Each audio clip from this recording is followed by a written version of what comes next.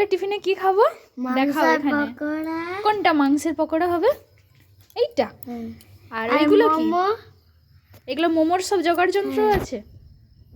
আর তুমি যে ঝাল কম খাও এই জন্য কাঁচা লঙ্কা কম দিবা আছে। তো চলো এবার রেডি করা যাক।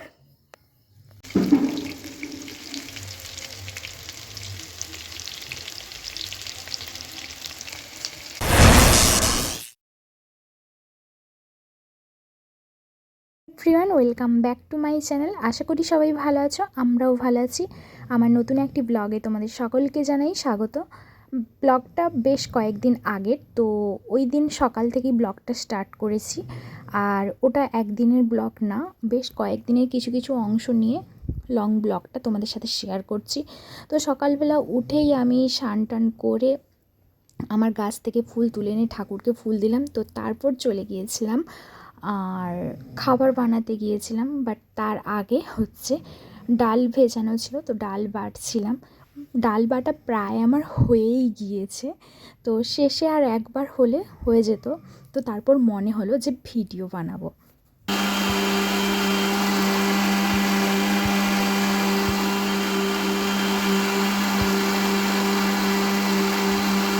ছিল মসুর ডাল বাটা, ওই দিন মসুর ডালের বড়ি দেওয়া হবে, তো সেই কারণে মসুর ডাল বেটেছিলাম। আর এখানে দেখো মানে আমার ঘুমটাই চোখ থেকে ছাড়ছে না, কোনো মতে উঠে এসে পুজো টুজো করে এই কাজে লেগে গিয়েছি। তো চলো ছাদে যাওয়া যাক আর বড়ি দেওয়া শুরু করা যাক।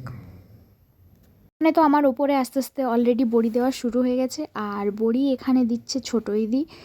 তো আমি বড়ি দিতে পারি না বা আগে কখনো দেইনি, সেই কারণে আমি পারিও না। তো ওই দিন না, পরে একদিন যেদিন যখন বড়ি দেওয়া হয়েছিল সেদিন আমি একটু ট্রাই করছিলাম, যেগুলোকে বাতাসা বড়ি বলে। তো তোমরা কে কী নামে জানো আমি ঠিক জানি না। এখানে বললো ওইগুলো নাকি বাতাসা বড়ি। তো সেগুলো আমি দিয়েছিলাম। সেগুলো হচ্ছে সাইজ কোনোটা ছোট কোনোটা বড়, মানে ছোটোগুলো শুকনোর পর আরও এত ছোট হয়ে গেছে সে দেখে নিজেরই হাসি পাচ্ছে। দেখা যাক, পরবর্তীতে শেখা হবে।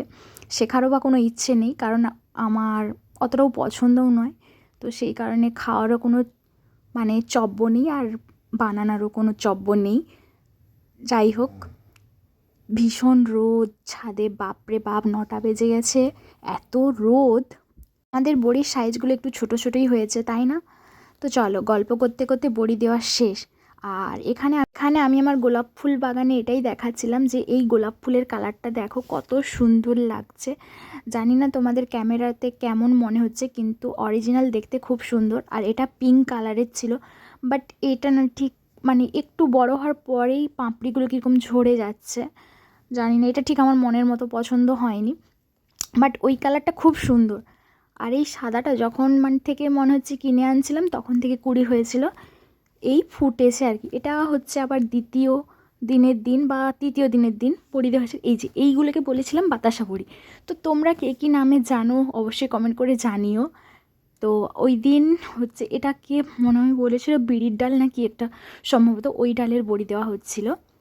অনেক বাড়িতে কি বলো তো পোস্তর ওপরে বড়িগুলো দেয় আর তিলের উপর, আমাদের দেওয়া হয়েছিল তিলের উপর। সিরিয়াসলি মানে বলতে কি বলো তো, পোস্তর ভীষণ দাম, আর এত বড়ি পোস্তর উপর দেওয়া সম্ভবই না, তো সেই কারণে তিলের উপর দেওয়া হয়েছিল। আর চলো আজকের মোটামুটি বড়ি দেওয়ার পর্ব শেষ হয়ে গেল। তো এখানে আমি কিন্তু এইগুলোকেই বলছিলাম বাতাসা বড়ি, তোমরা কী নামে জানো অবশ্যই কমেন্ট করে জানিও। আর এপাশে দেখো মা সবজি বাজার করে নিয়ে চলে আসছিল, ওই দিন বাজার বার ছিল। তো এখানে আমি আর বলছি না কী কী সবজি এনেছে, তো তোমরা অলরেডি দেখতেই পাচ্ছ। আর শীতের দিনে মানে তো শিম, বিম, বেগুন এগুলো থাকবে। আর অলরেডি ফ্রিজে রাখা আছে ফুলকপি, বাঁধাকপি এগুলো রাখা আছে। তো এই বাজারগুলো ওই দিন এনেছিল, তো দেখাচ্ছিলাম, মানে এত সুন্দর লাগছিল। তো সবুজ টাটকা টাটকা সবজি তো দেখেই এই জন্য ভিডিও বানিয়েছিলাম। এটা আবার বেশ কয়েকদিন পরের ভিডিও, বাট ওটার সাথেই অ্যাড করে দিচ্ছি। ওই দিন ভাগনা ভাগ্নি বাড়িতে এসছিল আর ছিল বেশ কয়েকদিন। তো আমি বললাম যে আজকে আমরা বিকেলে পকোড়া আর মোমো বানাবো। তো সেই কারণে ওই দিন সকালে মাংস হয়েছিল, আর মাকে বলছিলাম একটু বেশি করে মাংস আনতে। তো ওখান থেকে কোষ মাংসগুলো তুলে রেখেছিলাম পকোড়ার জন্য আর মোমোর জন্য। তো পকোড়ার জন্য রেডি করছিলাম মাংসটা। ওটার মধ্যে আমি লবণ, হলুদ, হালকা লঙ্কা গুঁড়ো আর হচ্ছে গিয়ে যেভাবে মাংসে মশলা দাও, আদা রসুন বাটা পেঁয়াজ বাটা, তো ওইগুলোই দিয়েছিলাম। আর ডিম, ময়দা আর হচ্ছে কর্নফ্লাওয়ার, তো একটু সরষের তেলও দিয়েছিলাম। আর সাথে কিন্তু আমি একটু মৌরি আর হচ্ছে জিরা অ্যাড করেছিলাম। তো ওটাকে মেখে বেশ কয়েক ঘন্টা রেখে দিয়েছিলাম। কারণ কেন বলো তো, সকালে হচ্ছে যে মাংস আনছিল, সকালে বলতে কি দুপুরে, তো ওটাকে আমি মেখে ফ্রিজে রেখে দিয়েছিলাম। আর আমরা বিকেলে ঠিক মানে সন্ধ্যের দিকেই বলতে পারো, তখন হচ্ছে গিয়ে পকোড়াটা বানিয়েছিলাম। তো বেশ কয়েক ঘন্টা মানে মেখে রেখে দিয়েছিলাম।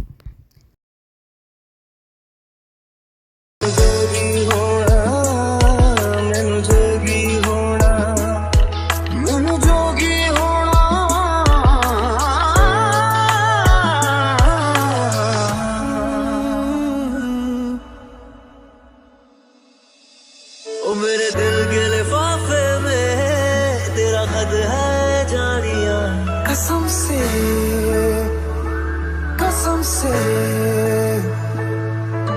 सोना सोना इतना भी कैसे तू सोना, बेमाई मेरा कितने नहीं हो दिल लगना, तेरे सा मेरे कन्ना दिल च पिपल पट्टियां बाही चूड़ा खनके, मैं फकीर तेरे गुर्बत का तुझसे तू मांगू रे, तू श्रृंगार मेरा तू है माही गया बे।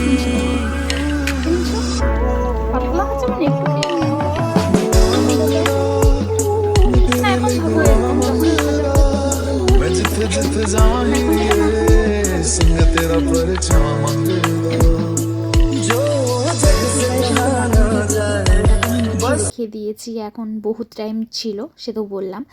আর এখানে এই চিকেনগুলো নিয়ে নিয়েছিলাম মোমো বানানোর জন্য। তো অনেক দিন আগে আমি একবার বানিয়েছিলাম, যেটা কিনা বিয়ের আগে, তখন কিন্তু আমি মিক্সচারে ব্লেন্ড করে নিয়েছিলাম। বাট এখন একটা রিসেন্টলি একটা ভিডিওতে দেখলাম মিক্সচারে ব্লেন্ডের থেকে এই ছুলারে ছুলে নিলে নাকি ভালো। তো সেই কারণে আমি একটু ট্রাই করছিলাম, বাট বহুত টাইম লেগেছিল। তার থেকে তো আমার মনে হয়েছিল যে মিক্সচারে ব্লেন্ড করে নিলে ভালো। নতুন নতুন কিছু শিখতে গেলে নতুন নতুন মানে অনেক তো টাইম তো লাগবে অবশ্যই। মোটামুটি আমি আমার কাজে সফল হয়েছি, ছুলা কমপ্লিট। আর আমি একটু নুন হলুদ মেখে রেখে দিয়েছিলাম। তো তারপর ওই দিন গাজর টাজর কিছুই ছিল না, শুধু পেঁয়াজ আর কাঁচা লঙ্কা দিয়েছি, আর কিছুই দেওয়া হয়নি। তো মোটামুটি পেঁয়াজটাও ঠিক মতো আমার কাটা হয়নি, একটু বড় ছোটো হয়ে গেছে। তো এখানে পকোড়াটা দেখাচ্ছিলাম, এই সন্ধেবেলা যখন রেডি করব তো বের করিয়েছি। আর এখানে ওটাকে তো বললাম নুন হলুদ মেখে রেখে দিয়েছি। পেঁয়াজটা মানে একটা দুটো কিছু কিছু করে বড় বড় রয়ে গেছে। আর এখানে ময়দাটাও মেখে রেখে দিয়েছি। তাহলে টিফিনে কি খাবো দেখাও এখানে। কোনটা মাংসের পকোড়া হবে? এইটা। আর এগুলো কি?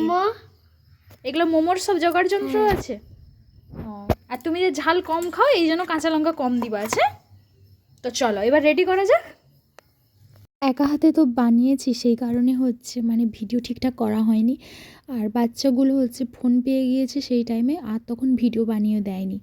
তো সেই কারণে একেবারে রেডি হয়ে গেছে, রেডির পর আমি ভিডিওটা বানিয়েছি। একটু সাইজে ছোট হয়ে গেছে, মোটামুটি ঠিকঠাক হয়েছে। তো তারপর এখানে পকোড়াটা ভাজা হচ্ছিল। মানে আমার এখন ভিডিওতে ভয়েস দিতে দিতে পকোড়ার ভাজাটা দেখে আমার জিভে জল চলে এসেছে, কী আর বলবো।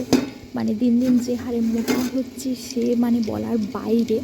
তো সকলে বলছে কিনা বাইরে ফাস্টফুড খেয়ে এত মোটা হয়ে যাচ্ছে, সেই কারণে আমি এখন বাড়িতেই ট্রাই করছি এসব বানানো খাওয়া। জানা মানে খাওয়ার কে রে, তুই চিকেন মোমো খাবি? চিকেন মোমো চিকেন পকোড়া খাবি? হ্যাঁ তুই কি খাবি? কে রে খাবি? মানে আমার মোমো রেডি হয়ে গেছে। এর আগে একটা জাম আমার হয়ে গেছে, তো এটাই কয়েকটা বাকি ছিল। তারপর আমার ভিডিওর কথা মনে হলো, তো সেই কারণে বানাচ্ছিলাম। আর এখানে একটা ভিডিও অ্যাড করে দিলাম, যেটা কিনা আমি ফ্লিপকার্ট থেকে গ্রসারি বাজারে বাজার করেছিলাম। তো মানে ওই দিন কি অফার ছিল নাকি আমি ঠিক জানি না, ভীষণ কম দামে পেয়েছি। মানে এই টোটাল এই বাজারগুলো করে 390 টাকা হয়েছিল। অনেকটা মানে আমার সেভ হয়েছে টাকাটা, জানি না। তারপরে যখন আমি আবার ট্রাই করলাম যে দেখবো যে অন্য কিছু অর্ডার দেওয়া যায় কি না, দেখলাম যে অফারটা শেষ হয়ে গেছে। মোটামুটি অনেক কম দামে পেয়েছি। সার্ফের গুঁড়িটা পেয়েছি প্রায় আমি 88 টাকাতে, আর কিচমিচিটা পেয়েছি আমি 113 টাকা না 14 টাকাতে। আর যেটা মানে সসের 2 কেজি সসটা পেয়েছি ওটা হচ্ছে কিষান কেচাপটা, যেটা হচ্ছে 114 টাকাতে। তো অনেকটা কম দামেই পেয়েছি। আর কাসুন্দিটা পেয়েছি প্রায় 44 কি 45 টাকাতে। তো আজকের ব্লগটা আমি এখানেই শেষ করছি। সবাই ভালো থেকো, সুস্থ থেকো আমার নেক্সট ব্লগ আসা পর্যন্ত। আর অবশ্যই যদি আমার ব্লগটা ভালো লাগে একটা লাইক, কমেন্ট, শেয়ার, সাবস্ক্রাইব করতে ভুলো না। তো আবারও দেখা হচ্ছে নেক্সট কোনো ব্লগে। সবাই ভালো থেকো।